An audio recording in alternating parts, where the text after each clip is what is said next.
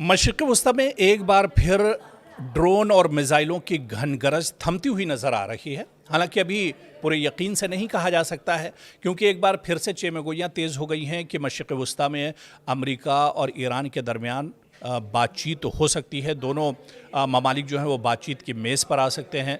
हालांकि जहां पर डोनाल्ड ट्रंप ने कहा है कि वो बातचीत करने के लिए तैयार हैं, लेकिन ईरान ने अभी तक ये वाज़ेह नहीं किया है कि वो बातचीत करने के मूड में है या नहीं, क्योंकि अभी भी ईरान दरअसल अमेरिका को शक की नज़र से देख रहा है।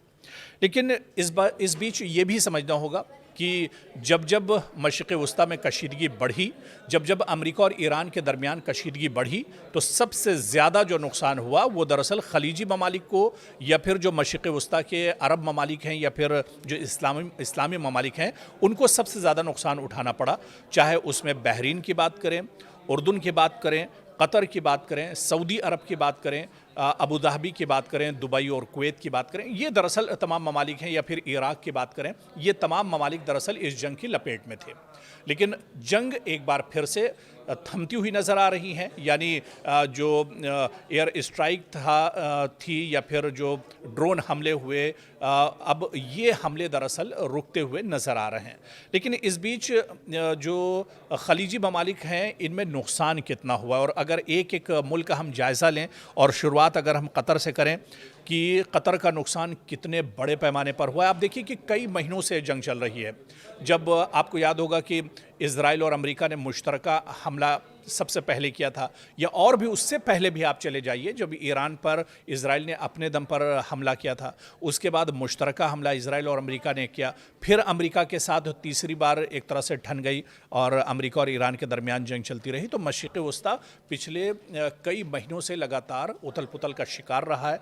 तो ऐसे में कतर में कितना बड़ा नुकसान कतर को उठाना पड़ा है इस जंग में जो अमेरिका और ईरान के दरमियान हुई, इसका दरअसल हम सबसे पहले जायज़ा लेते हैं। क्योंकि ईरान और अमेरिका के दरमियान कशीदगी के दौरान कतर में मौजूद अमेरिकी अल उदैद एयरबेस पर ईरान के मिसाइल हमले ने पूरी दुनिया की तवज्जो अपनी जानिब मबजूल कर ली। लेकिन सबसे बड़ा सवाल यही कि आखिर इस हमले में कतर को कितना नुकसान हुआ, और क्या अमेरिका को वाकई बड़ा फौजी नुकसान उठाना पड़ा। क्योंकि कतर में ईरान ने कई हमले किए, ड्रोन के ज़रिए से, मिसाइल के ज़रिए से अमेरिकी एयरबेस को निशाना बनाया, अमेरिकी फ़ौजियों को निशाना बनाया। अमेरिका के कई जो अड्डे थे जहां पर अमेरिकी फ़ौजी रुके हुए थे, उन्हें भी निशाना बनाया। तो दरअसल इसकी पूरी हकीकत को समझना होगा, क्योंकि आप अगर तारीख़ों में जाते हैं तो 23 जून 2025 को याद कीजिए, जब ईरान ने कतर में वाक़ अमेरिकी अल उदैद एयरबेस की जानिब मुताद्दिद बैलिस्टिक मिसाइल दागे थे।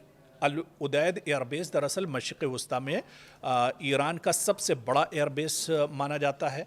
यहाँ पर हज़ारों की तादाद में अमेरिकी फ़ौजी भी एक तरह से तैनात रहते हैं। और 2025 में अमेरिकी एयरबेस अल उदैद एयरबेस की जानिब ईरान ने बैलिस्टिक मिसाइल के ज़रिए से दरअसल हमले किए थे, और ये हमला अमेरिका की जानिब से ईरानी जौहरी तनसीबात पर कार्रवाई के जवाब में दरअसल ईरान ने किया था, या दागा गया था।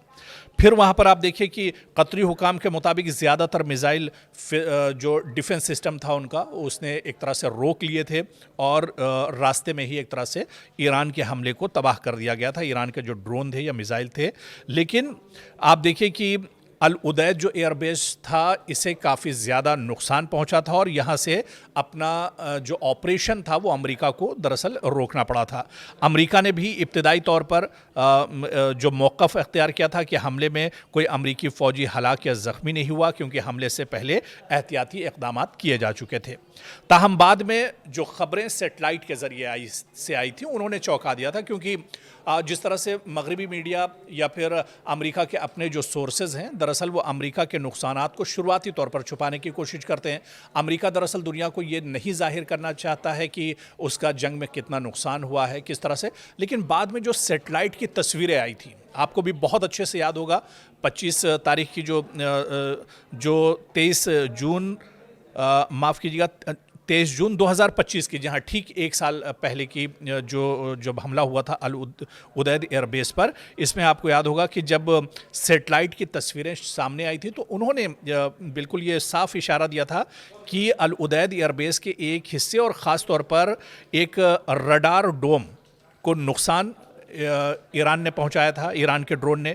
अमरीकी फ़ज़ाइया से मुतालिक रिपोर्टों के मुताबिक एक मिसाइल दिफाई निज़ाम से बचकर इस मकाम तक पहुंचा था। बाद में फिर अमेरिका ने भी इसे मान लिया कि एक मिसाइल जो है वो दरअसल डिफेंस सिस्टम उसे नहीं रोक पाया था और वो एक तरह से आकर इसी एयरबेस पर गिरा था। बाद में अमेरिका ने इसे माना जब वो सैटेलाइट की तस्वीरें दरअसल निकलकर सामने आई थी और काफ़ी जो हसास इंफ्रास्ट्रक्चर जो तंसीबात अमेरिका का था उसे भी काफ़ी ज़्यादा नुकसान यहाँ पर ईरान ने पहुँचाया था। फिर जहां तक कतर की मजमूई तबाही का ताल्लुक है, सरकारी मालूमात के मुताबिक शहरी इलाकों में बड़े पैमाने पर तबाही नहीं हुई, न रिहायशी इलाकों में वसी नुकसान की तस्दीक हुई और ना ही तेल और गैस के तंसीबात को इन हमलों से नुमाया नुकसान पहुंचने की इत्तला है। लेकिन दूसरी जानिब अब ईरान का मौक़िफ़ भी आप सुन लीजिए, ईरान क्या कुछ बता रहा है, क्योंकि जो वर्जन है बातचीत का या इसके अलावा जो दावे किए गए, अमेरिका के दावे कुछ और थे, ईरान के दावे कुछ और थे। ईरान हालांकि अमेरिका पहले झूठ बोल रहा था, बाद में सैटेलाइट तस्वीरें आई तो अमेरिका ने भी ये माना कि उसका नुकसान हुआ है। लेकिन अब ईरान का वर्जन क्या है ये भी सुन लीजिए। ईरान का बयान जो है, क्योंकि ईरान ने दावा किया कि उसने अमेरिकी फौजी तंसीबात को मौसर निशाना बनाया और अमेरिकी दिफाई सलाहियत को नुकसान पहुंचाया, लेकिन अमेरिका और कतर ने इन दावों की तस्दीक नहीं की और दोनों ममालिक का कहना था कि हमले का असर महदूद रहा। हालांकि जो एक्सपर्ट्स हैं और जो माहिरीन हैं जिन्होंने सैटेलाइट तस्वीरें भी देखी और ज़मीन पर सारी चीज़ें देखी, उन्होंने कहा कि इस हमले का असल मकसद शायद बड़े पैमाने पर जानी नुकसान पहुंचाना ईरान का मकसद नहीं था, बल्कि एक मजबूत सियासी और अस्करी पैगाम देना था। ईरान इस हमले के ज़रिए से दरअसल एक बड़ा मैसेज देना चाहता था कि मशरिक़ वस्ता में हम जहाँ चाहें वहाँ अमेरिका पर हमला कर सकते हैं, अमेरिका की तंसीबात और इंफ्रास्ट्रक्चर को हम तबाह कर सकते हैं।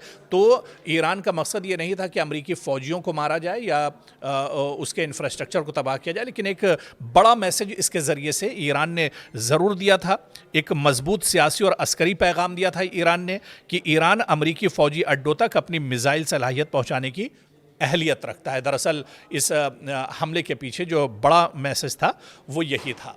तो कहीं ना कहीं कतर को भी काफ़ी नुकसान उठाना पड़ा था और जो कतर में कई बार आप देखिए जब जंग चल रही थी तो अलार्म बजने की ख़बरें भी आती रहती थी, या कई ड्रोन और मिसाइल जो अमेरिका के थे उन्हें ईरान के थे उन्हें दरअसल हवा में ही इंटरसेप्ट कर लिया गया। इसे तो कतर भी मानता है, यानी हमले ईरान ने किए और ईरान ने दिखा दिया कि मशरिक़ वस्ता में जहाँ जहाँ अमेरिकी तंसीबात हैं वो महफूज नहीं और वो अमेरिका के किसी भी एयरबेस पर, किसी भी अड्डे पर, किसी भी इंफ्रास्ट्रक्चर पर कभी भी दरअसल हमला कर सकता है।